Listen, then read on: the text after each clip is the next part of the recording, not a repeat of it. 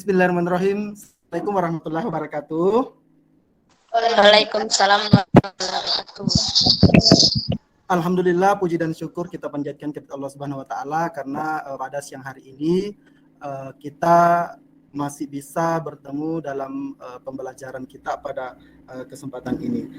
Sebelumnya itu, sebelum kita memulai pelajaran, saya mau absen dulu ya. Mulai dari Asra As-Sahra hadir?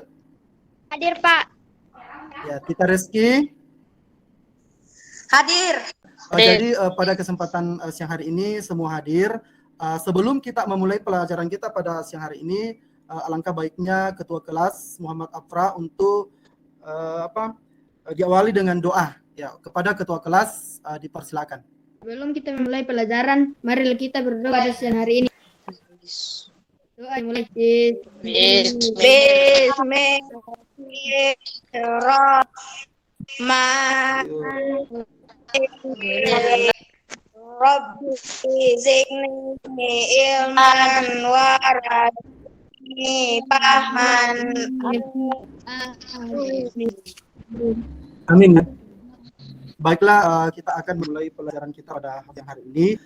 Sebelumnya saya akan perlihatkan pembelajaran kita. Jadi pelajaran kita pada kesempatan ini tentang tema 5 globalisasi, subtema 2 globalisasi dan manfaatnya, kemudian pembelajaran 3, kemudian muatan pembelajaran bahasa Indonesia dan IPA. Nah, sebelum kita masuk pelajaran kita, ada baiknya kita akan menyanyikan bersama-sama lagu nasional Garuda Pancasila ya. Pancasila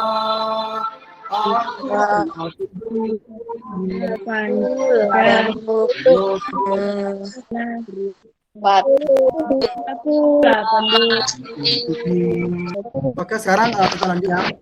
Pelajaran kita yang lalu ya tentang globalisasi. Nah, sekarang kita masuk di tema 4 pembelajaran kedua, subtema kedua pembelajaran ketiga. Nah, sebelum itu saya mau tanya dulu.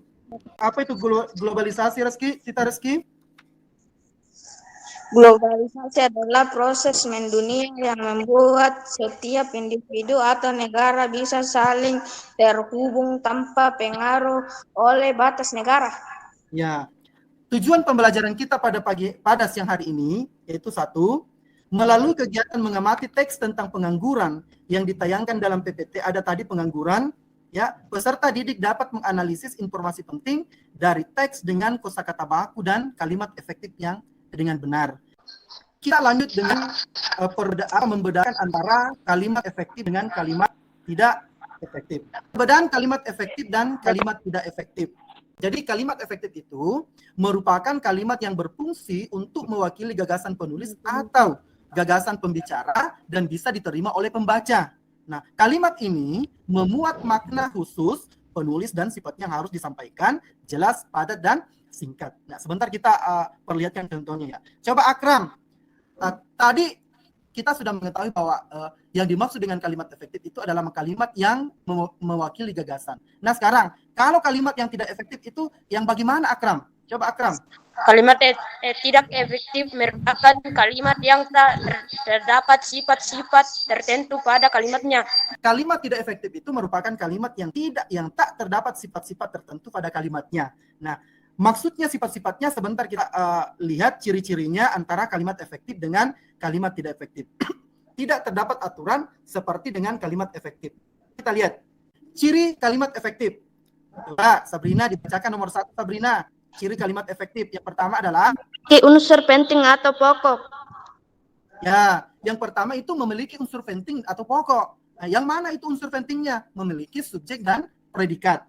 Ya, sebentar kita bahas yang mana subjeknya, kemudian yang mana predikatnya. Nah, sekarang yang kedua, menggunakan struktur bahasa yang tepat. Nah, kalau ciri kalimat yang tidak efektif bagaimana, Pak? Nah, kita lihat dulu ya. Ini. Ciri kalimat tidak efektif. Yang pertama, Bapak bacakan saja ya. Kalimat tidak efektif terdapat 2 konjungsi pada suatu kalimat yang memiliki 2 klausa. Yang mana contohnya? Ini sudah ada diterangkan subjeknya, diterangkan kembali di belakang subjeknya, baru ada kembali predikatnya. Nah, itu ya. Kemudian yang kedua, apra. Apa yang kedua, apra? Kalimat tidak efektif Kalimat tidak efektif terdapat konjungsi setelah tanda koma. Ya, terdapat konjungsi Setelah tanda setelah koma. tanda Koma. ya. Kalimat efektif dan kalimat tidak efektif. Ya. Kalimat efektif gini.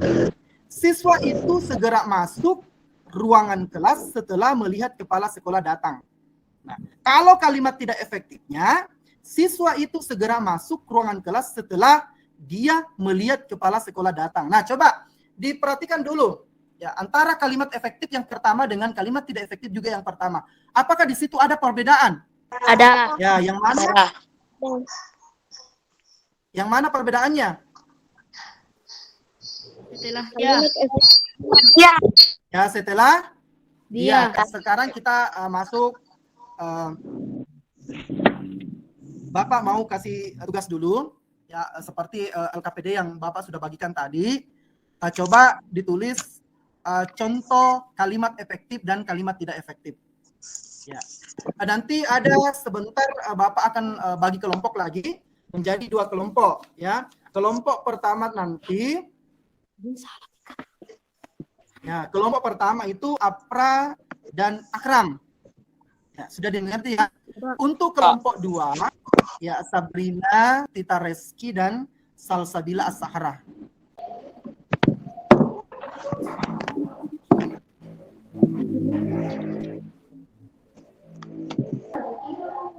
Sudah ya, coba untuk pertama Apra coba dibacakan tugasnya. Silakan Apra. Kalimat tidak efektif. Surabaya adalah merupakan salah satu kota besar di Indonesia. Ya, kalimat efektifnya. Kalimat tidak efektif. Demi untuk anaknya, Ibu Susi rela bekerja seharian. Ya, bagus. Kalian sudah memahami apa itu kalimat efektif, apa itu kalimat tidak efektif. Kalian juga sudah bisa menyebutkan contoh-contohnya. Oke, sekarang kita masuk pembelajaran kita. Coba Bapak akan menampilkan sebuah video. Ya, ini berkaitan tentang penggunaan energi atau hemat energi. Coba dilihat semua ya.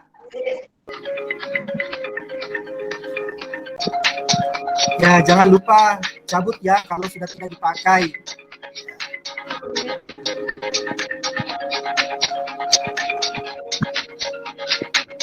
Kemudian hemat energi itu sama dengan hemat biaya. Ya, oke ya. Tadi anak-anakku sudah menyaksikan tadi video ya. Nah, di dalam video tadi ada 4 pesan yang disampaikan. Ya, coba yang pertama, Akram, apa pesan yang pertama Akram?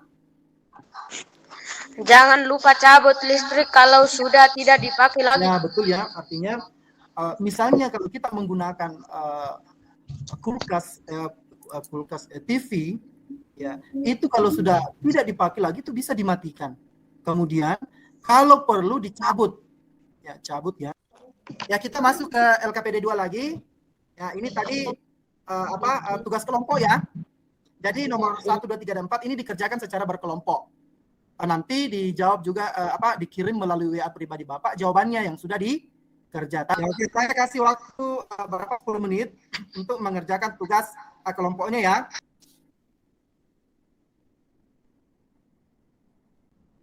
Oke, sudah ya. Sekarang kita lanjut pelajaran kita. Sebentar dibacakan. Ya, kita lanjut ke cara menghemat listrik.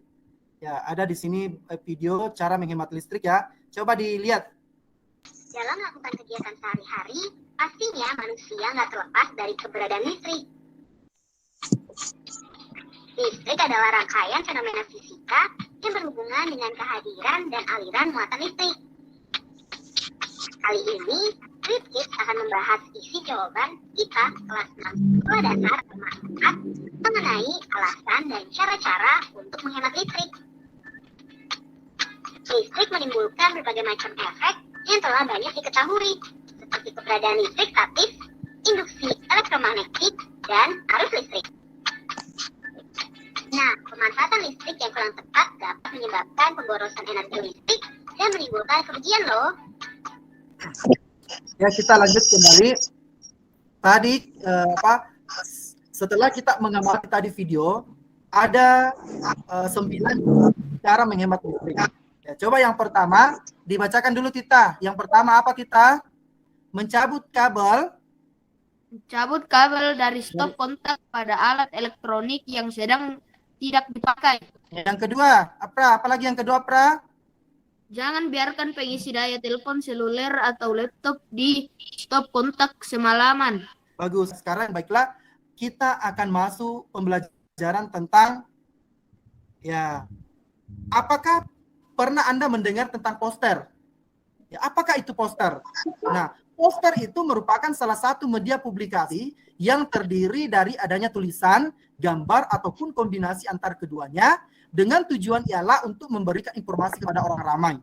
Jadi tujuan poster itu adalah untuk memberikan informasi kepada orang, ya, supaya mereka tertarik untuk membeli produk. Ya, itu posternya.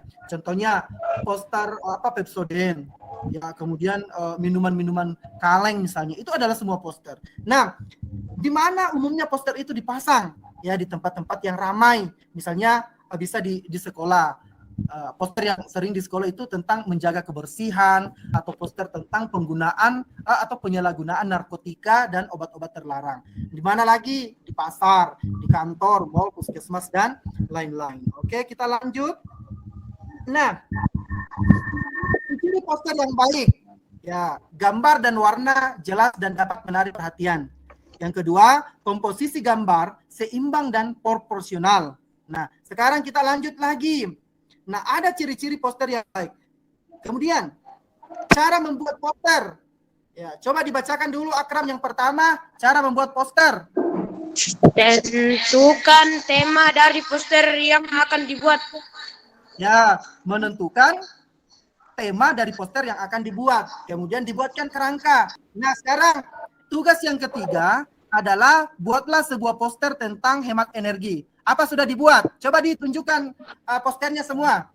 Ya, coba diperlihatkan kepada Bapak poster yang kalian buat. Coba diangkat semua gambarnya. Oke, bagus. Jadi nanti Bapak akan periksa satu-satu ya. Sekarang kita masuk pada rangkumannya. Ya, jadi kesimpulan materi kita pada hari ini, ya, kesimpulannya pertama adalah coba dibacakan kalimat efektif. Apa itu kalimat efektif? Coba dibaca dulu semua. Merupakan kalimat yang berfungsi untuk mengungkapkan gagasan penulisan atau gagasan pembicara dan bisa diterima oleh pembaca. Kalimat ini membuat dan sebagainya yang harus disampaikan jelas pada singkat tertentu pada kalimat terhadap tetap menjaga kesehatan ya, karena kita ini masih dalam suasana pandemi. Ya, ingat 5M. Nah, oke. Sedangkan untuk pelajaran kita besok mengenai pembelajaran keempat, yaitu tentang apa itu yang dimaksud dengan globalisasi ya. Kemudian baiklah, karena pelajaran kita saya tunjuk ketua kelas untuk membacakan doa. Sebelum kita pulang, marilah kita berdoa bersama-sama. Doa dimulai.